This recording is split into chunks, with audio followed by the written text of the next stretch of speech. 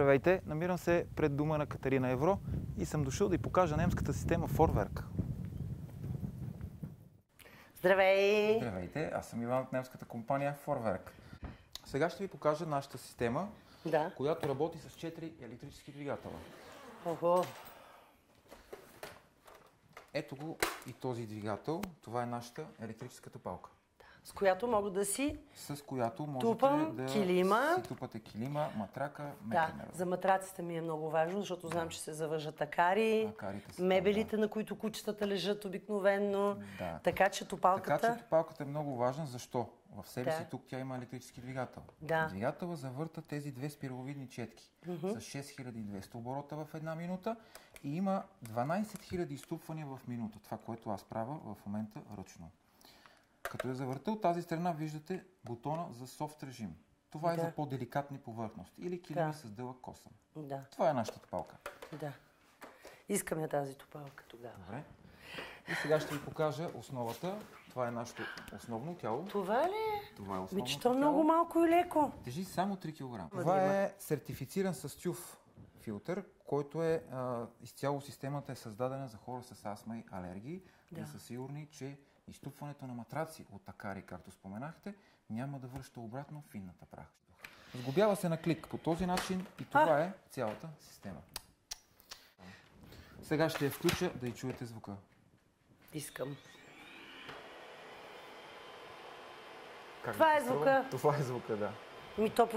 То е почти безшумно това. Усещате ли как тази топалка тупа? Да, тупа, да. Това са вибрациите, които ви казах. Дайте ги в мен, тези разговора ще опитите. Удобно много лесно и много удобно. И тук го държа и си помагам. Харесва ли ви как става? Много ми харесва. Как си го тупа направо, не ми се иска да я спирам. И сега ще видим и какво е събрала. Ето вижте сега какво се е получило. Ето това е от домашните любимци. Това е органичната прах. Че то доста мръсно бе, Иване. Да, това е органичната прах, която се извлича от нас и виждате най-вече от домашните любимци. Ами има си и косми от кучетата, има и някаква прах. Да, това е органична прах. Сега ще ви кажа 2-3 думи за нея. На 28 дни човек смени изцяло собствената си кожа. Тя влиза вътре. Матрак, мека мебел, там където седим, там където спим. И се налага с нещо да изтупваме, за да премахнем тези... Това е матрака ли така ще ми покаже? Да. На който спя? Да. И матрака по същия начин. Така стават нещата, защото имате изтупване. Да. Копчавам, включвам на автоматичен и тупа. Виждате ли как завива? Много хубаво завива. Много е пъргавичка. Вие сте пак. Да. Минете това, дето не го минахме тук от деве. Това е много полезно, дето може да завива така. Да.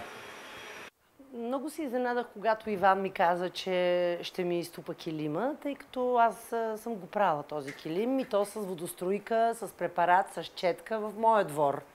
Не съм го давала някъде на пране, за да не са го изправили добре. Аз знам, че просто съм му взела душата на този килим. И когато той включи топалката и ми показа след това какво излезе от този килим, това е прах, която толкова много се е забила в килима, че дори с моето здраво пране не съм успяла. А с системата даже ми стана малко неудобно, все едно, че не съм си изчистила хубаво килима. Ето вижте какво... Не! Нещо. Ти си сложил някое друго парцалче от къща. Не, това е тук от вашия килим. Как, Иване? Като аз този килим съм го прала и съм му взела душицата от пране. Тук на двора с водоструйка ти нещо, какво жулене пада. Обаче не сте му взели душицата от тупане. Ама аз преди да дойдеш чистих. Да ти призная. Не трябва да чистите, защото... За да не се излагам нещо, а то гледай сега стана излагация. Не, излагация, ще излагация. Ще поръсим по този начин и ще втрием с уреда. Системата го втрива. Да. Изчакваме 10 на 15 минути да абсорбира и сме готови. Това е сух тупане на матраци. И как това нещо ще ми изпере килима, бе, Иване? Това водоструйката не го изпрати това. Сега ще ви покажа как става. Давай, сега искам да видя как ще изпере това килимче. прането на килима, на прания вече килим, прането с този препарат, който освен, че е биологичен, хигроскопичен, и той ухаеше страхотно и килима ми сега ухае много приятно и така освежи цветовете, че аз просто ги видях в един друг цвят след почистването с препарата и с топалката. Но ние предимно работим. Виждате ли какво стана с червеното? Да, виждам цветовете. Много хубави цветове. Много хубави, да, действително. Не знам откъде сте си закупили килима, много е хубав с тези цветове. Не е някакъв скъп килим, защото имам кучета, ама ето сега ти като го лъсна така, гледай какво стана. Другото, което много ме впечатли, това е балерината, която пък завива на всички ъгли и няма какво да се измъчваш. Преди махах от прахосмукачката на крайника и с тръбичката смуча тези ъгли, балерината. Много елегантно, действително като една балерина се завираше навсякъде и се обръщаше и събра всичките буклучета, които всъщност са трудно събираеми. Нашата балерина, която ще ви помага много за вашия дом. Да. А защо казвам, че ще ви помага много? Защото и аз съм като вас с домашни любимци, дето ви споменах, и по ръба много добре събира каквото те разнесат. Отключваме балерината. Включвам да смуче и тя като дойде към ръба, просто поема формата. Да. И само бутаме. Това е много яко. Да. Знаеш ли, кое искам да ми покажеш, дето ми е пода? Дето ми е пода? Това е SP-то или нашия DualClean. Той работи с собствен електрически двигател, който задвижва от тази страна отдолу, се слага микрофибър. Микрофибър се върти с 1350 оборота в една минута, като едновременно отпред и отзад смуче. Вижте как става. В двете джобчета мушкате, залепвате отдолу налепенките, ето така, и микрофибър е готов за действие. Повдигате дръжката, откопчавате, като се натисне, включваме горния двигател да смучи, долния натискаме палеца и започва действието. Движението е напред. Изми пода, без да пълна кофата, без да изтискам вътре препарати и без да изтискам самото парцалче и да се напъвам непрекъснато. С това, което той изми пода, с този микрофибърен плат, който сложи и тази течност.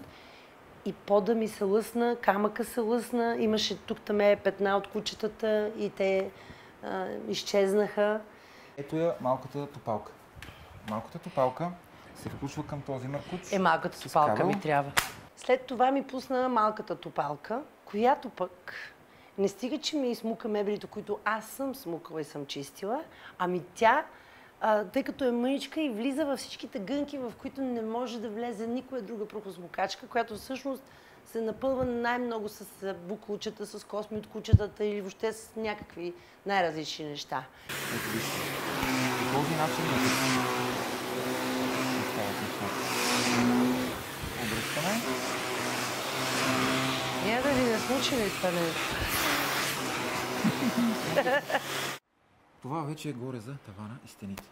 Сглобяваме го така, завъртаме тази глава и по този начин... Стига да е. Я да видя. Айде. Пускам. Ето по този начин човек да може да се изчисти. Ето по едно. Това е женика. Това е женика. Това си е цел пая. Това си беше цяла пая. Да. Много искам да благодаря и да изкажа своята голяма радост, че имам тази почистваща система Forwerk Cobalt, която ще ми улесни живота и ще ме направи по-спокойна и жена с повече свободно време, тъй като няма да чистя непрекъснато.